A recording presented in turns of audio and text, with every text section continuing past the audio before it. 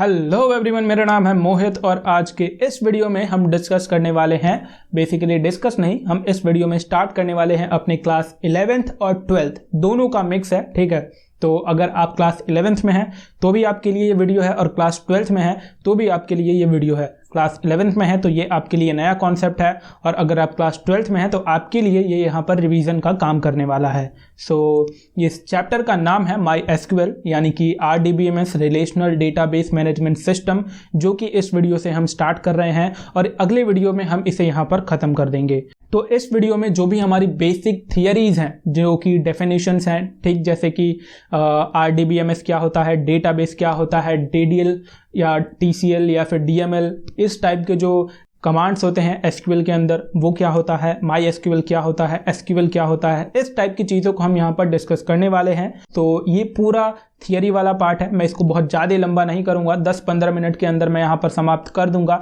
लेकिन ध्यान रहे कि ये काफ़ी इंपॉर्टेंट चैप्टर है क्योंकि यहाँ पर कुछ ऐसे ऐसे टर्म्स हैं जहाँ से आपको मैं गारंटी देता हूँ कि ये क्वेश्चंस 100% आएंगे।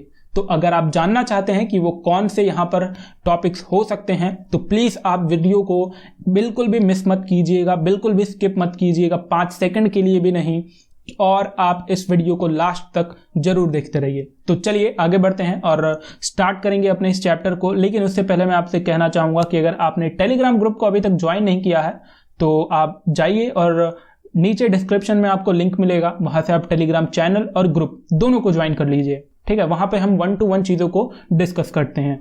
राइट, चलिए अब आगे बढ़ते हैं और बात करेंगे डेटाबेस क्या होता है। तो a database system is basically a computer based record keeping system. The collection of data usually referred as the database contains information about one particular enterprise. ठीक है, तो अगर आप ये यूट्यूब पे वीडियो देख रहे हैं, राइट, तो ये वीडियो जहां पे स्टोर है, ठीक है, गूगल के जिस पार्ट में ये वीडियो स्टोर है उसे हम डेटाबेस रेफर कर सकते हैं। सिमिलरली फेसबुक या इंस्टाग्राम पे जो भी आप पोस्ट करते हैं, आप इमेजेस डालते हो, कुछ टेक्स्ट वगैरह, वो सारी चीजें फेसबुक के स्टोरेज सेंटर में होती है, तो वो भी हमारा एक डेटाबेस हुआ। राइट, अब डेटाबेस के कुछ एडवांटेजेस होते हैं जैसे कि ये रिड्यूस डेटा रिडंडेंसी। रिडंडेंसी का मतलब होता है डेटा का duplication to a large extent. Internet पे ऐसी बहुत सारी आपने वेबसाइट्स देखी होंगी कि जो मतलब भर भर के कंटेंट है। ठीक है, इंटरनेट पे अगर आप करेंगे, एक बार किसी चीज को आप सर्च करते हैं तो मिलियंस और बिलियंस ऑफ वहां पे आपको वेबसाइट्स की लिंक मिलती हैं। गूगल पे लिस्टिंग इसी हिसाब से होती है कि जो उसमें डेटा का आप डुप्लीकेशन अगर कर रहे हैं तो आपकी जो रैंकिंग है वो नीचे चली जाती है।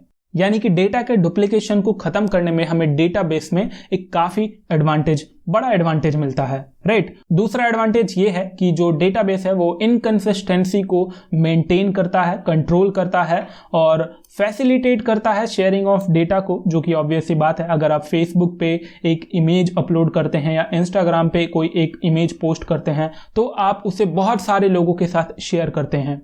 राइट, तो इसी चीज को एज अ एडवांटेज हम यहां पर देख सकते हैं डेटाबेस का।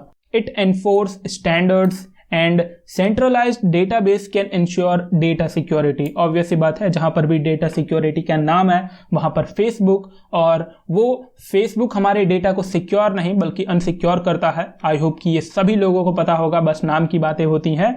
तो बेसिकली डेटाबेस क्या है कि वो आपके डेटा को सेंट्रलाइज कर देता है जिससे कि आप उस डेटा को अच्छे तरीके से इस्तेमाल कर सकते हैं और उस पे आपका पूरा सेंट्रलाइजेशन होगा। राइट, और उस पे आपका पूरा कंट्रोल होगा। Integrity can be maintained through databases. अगर आप बड़ी बड़ी कंपनियों के नाम देखें जैसे कि गूगल, फेसबुक, तो वहां पे इंटीग्रिटी वर्ड का कोई मतलब नहीं होता। इंटीग्रिटी का मतलब बेसिकली आप लोग समझ गए होंगे, जो आप समझ रहे हैं वही है, लेकिन जो बड़ी बड़ी फेसबुक, इंस्टाग्राम, गूगल, ठीक है, ये सारी कंपनियां हैं, वहां पर इंटीग्रिटी वर्ड कोई होता नहीं है।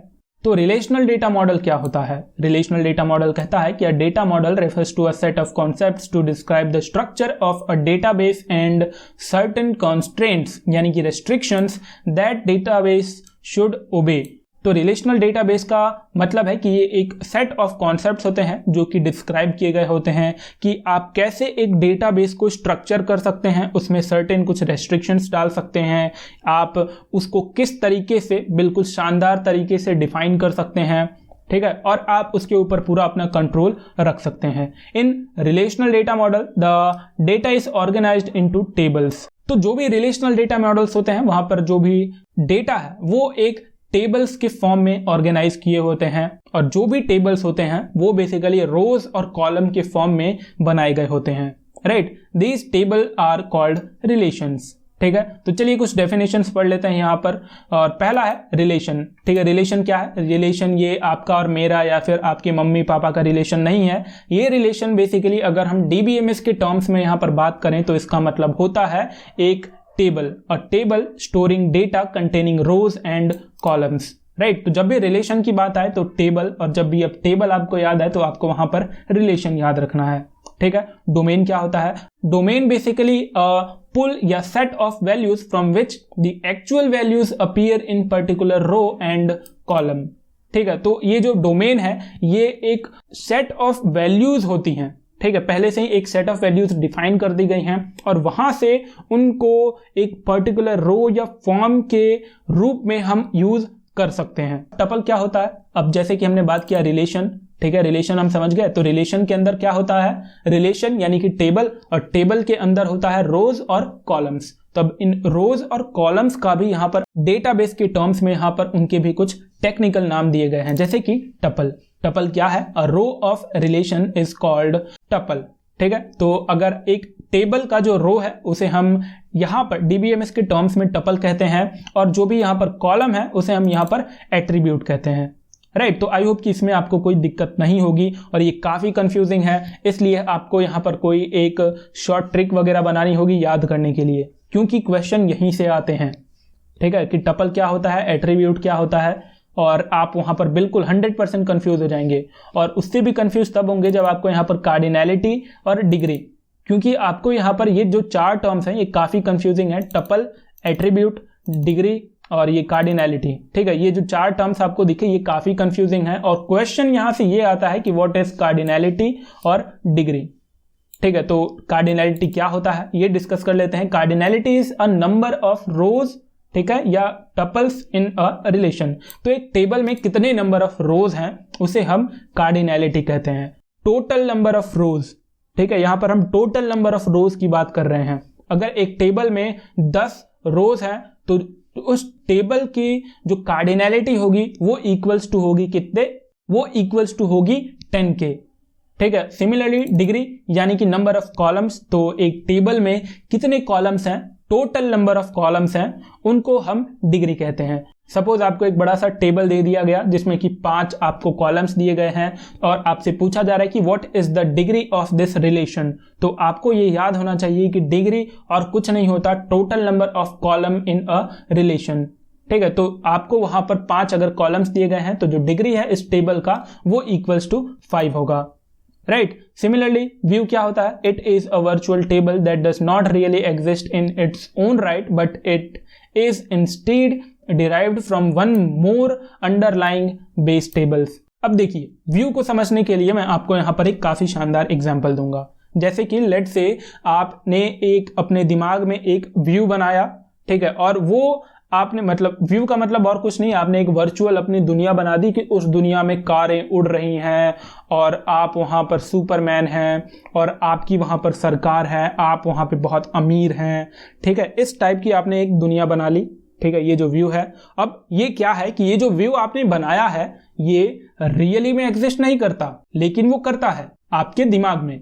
तो ठीक इसी तरह हमारे डेटाबेस में भी कुछ यहाँ पर वैल्यूज होती हैं जो कि रियली में एग्जिस्ट नहीं करती, हम उसे बनाते हैं और जो उनका रेफरेंस होता है वो उन टेबल्स की या फिर 1 2 3 जो भी टेबल्स हैं उनसे वहां पर उनका रिलेशन होता है। ध्यान रहे ये रिलेशन टेबल नहीं है, वो रिलेशनशिप वाला रिलेशन है, ठीक है। जैसे कि आपने जो वर्चुअल दुनिया बनाई है अपनी, वो रियली में तो एग्जिस्ट नहीं कर रहा, लेकिन वो कर रहा है आपके माइंड में, लेकिन उसका जो रेफरेंस है वो रियल वर्ल्ड से है। क्यों? क्योंकि रियल वर्ल्ड में आप खड़े हैं, ठीक है। तो अगर आप इस टाइप से कुछ अपना दिमाग लगाते हैं तो आप इस चीज को अच्छे से याद रख सकते हैं, राइट। चलिए आई होप कि व्यू आपको क्लियर होगा, और अगर नहीं है तो कोई बात नहीं, अगले वीडियो में हम वहां पर उसे डिस्कस कर लेंगे, ठीक है। प्राइमरी की क्या होता है? प्राइमरी की क्या है कि आप अ set of one or more attributes that can uniquely identify tuples within the relation. Tuples का मतलब है कॉलम्स, राइट। यहाँ पर टपल का मतलब रो है,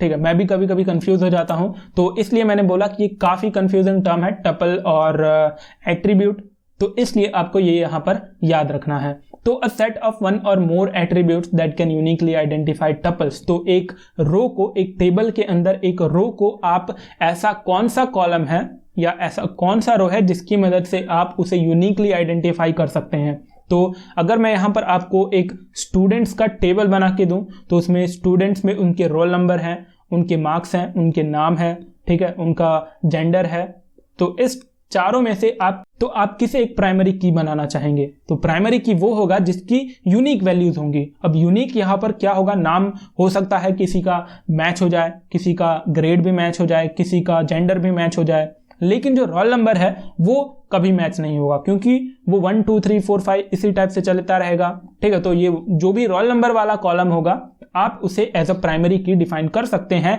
क्योंकि ये रोल नंबर वाला ही एक सेक्शन है जिसकी मदद से हम यूनिकली एक रो को आइडेंटिफाई कर सकते हैं।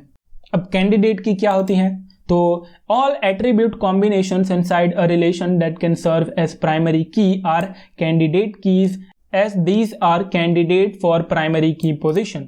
तो लेट्स से जो हमारा ये स्टूडेंट्स का टेबल था उसमें एक प्राइमरी की हमने वहां पर रख दिया रोल नंबर वाले कॉलम को, राइट। तो अब ये जो रोल नंबर वाला कॉलम है ये प्राइमरी की है, लेकिन हो सकता है कि यहाँ पर और भी 2-3 कॉलम्स हो जिनको हम प्राइमरी की बना सकते हैं। तो ये जो बाकी के 2-3 कॉलम्स हैं जिन्हें हम प्राइमरी की बना सकते हैं, तो इस टाइप की कॉलम्स को हम कैंडिडेट की कहते हैं, ठीक है, यानी कि ये भावी उम्मीदवार हैं प्राइमरी की बनने के, ठीक है। चलिए अल्टरनेट की बात करते हैं। अ कैंडिडेट की दैट इज नॉट प्राइमरी की इज कॉल्ड एन अल्टरनेट की।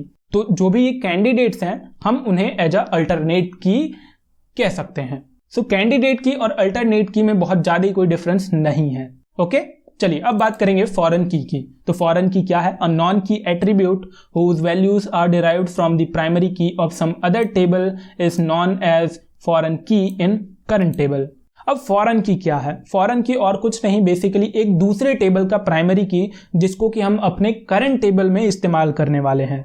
मैं एक बार फिर से रिपीट करता हूं, फॉरेन की और कुछ नहीं है, ये एक नॉन की एट्रीब्यूट है, ठीक है, जो कि एक दूसरे टेबल में एज अ प्राइमरी की डिफाइन की गई है, और उसको मान लेते हैं कि वो टेबल बी है, और उस टेबल बी में जो प्राइमरी की है वो अगर उसको हम अपनी टेबल ए में यूज कर रहे हैं एज अ प्राइमरी की, तो वो हमारे लिए एक यहां पर फॉरेन की होगा। और जरूरी नहीं है कि हम उसे अपने इस करंट टेबल में, टेबल ए में एज अ प्राइमरी की ही इस्तेमाल करें, बेसिकली कुछ भी किसी टाइप से भी हम इस्तेमाल कर सकते हैं। सो आई होप कि इन जो भी डेफिनेशंस थे आपको यहाँ पर ये क्लियर हो गए होंगे। अब चलिए बात करते हैं रेफरेंशियल इंटीग्रिटी की। A referential integrity is a system of rules that database management system uses to ensure the relationships between records in related tables are valid and that users don't accidentally delete और change related data. अब referential integrity क्या है? Referential integrity basically कुछ नहीं, ये एक system of rules हैं जो कि डीबीएमएस सिस्टम्स जो भी होते हैं, डेटाबेस मैनेजमेंट सिस्टम जो भी होते हैं, वो यूज करते हैं रिलेशनशिप को मेंटेन करने के लिए। किसके बीच में रिलेशनशिप? रिकॉर्ड्स और यूजर्स, ठीक है, ताकि जो यूजर्स हैं वो गलती से उन रिकॉर्ड्स को डिलीट ना कर दें या फिर उनको चेंज ना कर दें। तो इस टाइप का जो भी रिलेशनशिप मेंटेन किया जाता है डीबीएमएस के द्वारा, उसे हम रेफरेंशियल इंटीग्रिटी कहते हैं। तो MySQL डेटाबेस सिस्टम क्या होता है? MySQL database system refers to the combination of a MySQL server instance and MySQL database. MySQL ये एक डेटाबेस है।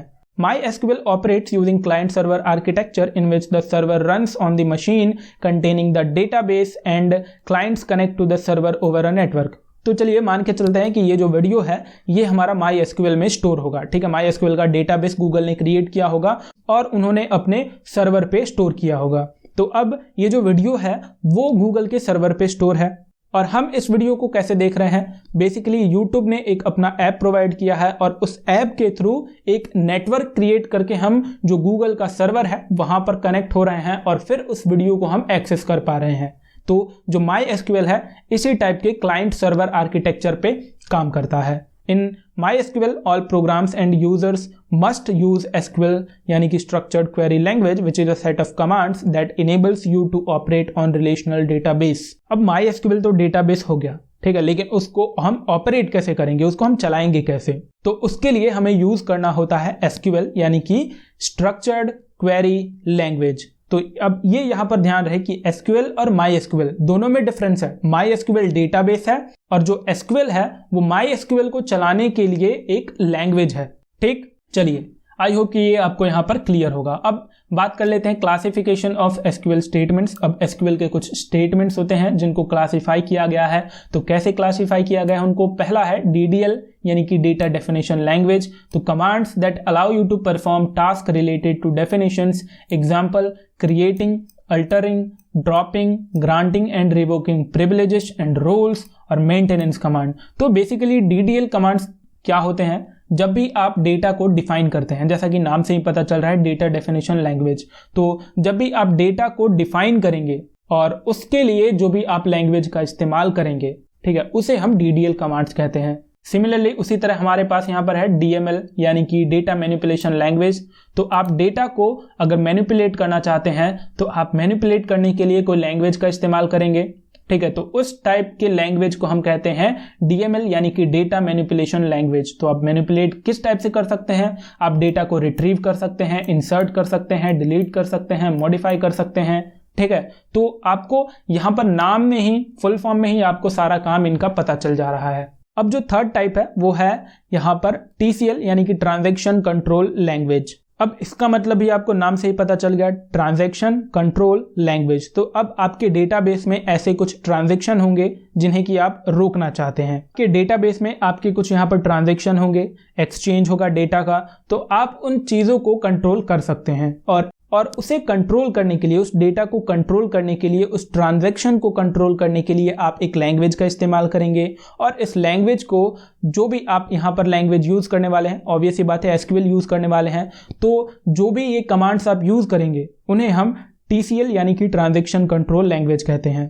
तो एक जो ट्रांजैक्शन है वो एक कंप्लीट यूनिट होता है और उसमें बहुत सारे स्टेप्स होते हैं। चलिए अब बात करते हैं कौन से स्टेप्स हो सकते हैं। तो मेकिंग चेंजेस टू डेटाबेस, ठीक है, जो कि परमानेंट होता है, अनडूइंग चेंजेस टू डेटाबेस जो कि परमानेंट होता है, और creating save points, setting properties for current transaction. आप किसी ट्रांजैक्शन में कुछ प्रॉपर्टीज को सेट कर सकते हैं। तो बेसिकली ये काफ़ी हाई लेवल की बातें हैं, आपको सिंपल डेफिनेशन याद रखना है, और डेफिनेशन क्या, आपको सिर्फ फुल फॉर्म याद रखना है, उससे ही आपको पता चल जाएगा कि कौन सा कमांड क्या करेगा। ओके, अब कुछ common my SQL data types होते हैं, जैसे कि कैर हो गया, वेर कैर हो गया, टेक्स्ट हो गया, इंट हो गया, फ्लोट हो गया, डबल, डेसिमल, डेट टाइम, ठीक है, बुलियन। इस टाइप के जो भी हमने पाइथन में पढ़े थे उस टाइप से यहाँ पर भी, अब क्योंकि ऑब्वियस सी बात है ये भी एक प्रोग्रामिंग लैंग्वेज है तो यहाँ पर भी कुछ डेटा टाइप तो होंगे ही, तो वो आपको यहाँ पर कुछ ऐसे मिल जाएंगे। नोट्स में ये सारी चीज़ें मैंने दी हैं, और अगर आपने अभी तक नोट्स नहीं लिया है तो आप जाइए नोट्स को डाउनलोड कीजिए। और यहाँ पर एक काफ़ी इंपॉर्टेंट क्वेश्चन होता है, वो होता है कि difference between char and varchar. काफ़ी इंपॉर्टेंट क्वेश्चन है, 2 मार्क का यहाँ पर आपको पूछा जा सकता है, तो ये चीज़ आपको यहाँ पर याद होनी चाहिए। तो क्या कहता है कि जो कैर है उसका एक फिक्स लेंथ होता है, लेकिन जो वेर कैर है वो वेरिएबल लेंथ का हो सकता है। अगर आप किसी डेटा का टाइप कैर डिसाइड करते हैं और उस कैर में आप उसकी वैल्यू 5 दे देते हैं, तो इसका मतलब ये है कि वो जो वेरिएबल है वो वेरिएबल सिर्फ 5 कैरेक्टर को होल्ड कर सकता है, लेकिन वेर कैर अगर आप उसे डिफाइन करते हैं तो उसकी जो लेंथ है वो वेरिएबल हो सकती है। ठीक है, बस यही डिफरेंस है इन दोनों के बीच में। सो आज के वीडियो में बस अब हम इतना ही रखते हैं, काफ़ी लंबा वीडियो हो गया, और अगले वीडियो में कल हम डिस्कस करेंगे creating database in my SQL. ठीक है, डेटाबेस को कैसे एक्सेस किया जाता है, टेबल कैसे क्रिएट किया जाता है, और उसके बाद कैसे डेटा को रिट्रीव किया जाता है, और बेसिकली ये जो भी हमने ऊपर 3 कमांड्स पढ़े, डीडीएल, डीएमएल, टीसीएल, ये सारे कमांड्स को हम वहाँ पर थोड़े डीप में देखेंगे और प्रैक्टिकल करके देखेंगे। सो आई होप कि आपने अपने कंप्यूटर में या फिर आपके लैपटॉप में जो भी हो, आपने वहाँ पर माई एसक्यूएल को इंस्टॉल कर लिया है, और अगर नहीं किया है तो मैंने इसके ऊपर भी स्टेप बाय स्टेप गाइड आपको यहाँ पर बना के दिया है। आप जाइए उस वीडियो को देखिए और आपका काम बड़ी आसानी से हो सकता है। और आज के वीडियो में बस इतना ही, अब मिलते हैं कल, जहाँ पर हम प्रैक्टिकल चीज़ों को देखेंगे कि कैसे काम करती हैं एसक्यूएल में, और बस फिर मिलते हैं अगले वीडियो में। तब तक के लिए keep coding, happy learning, good bye. जय महाकाल, जल्दी से जल्दी शेयर करिए इसको, शेयर करिए जल्दी से जल्दी। मैं 1-2 विद्यार्थी के लिए नहीं आया, तो बस एक कसम खा के, जय महाकाल, जय राधे राधे, जय श्री कृष्णा।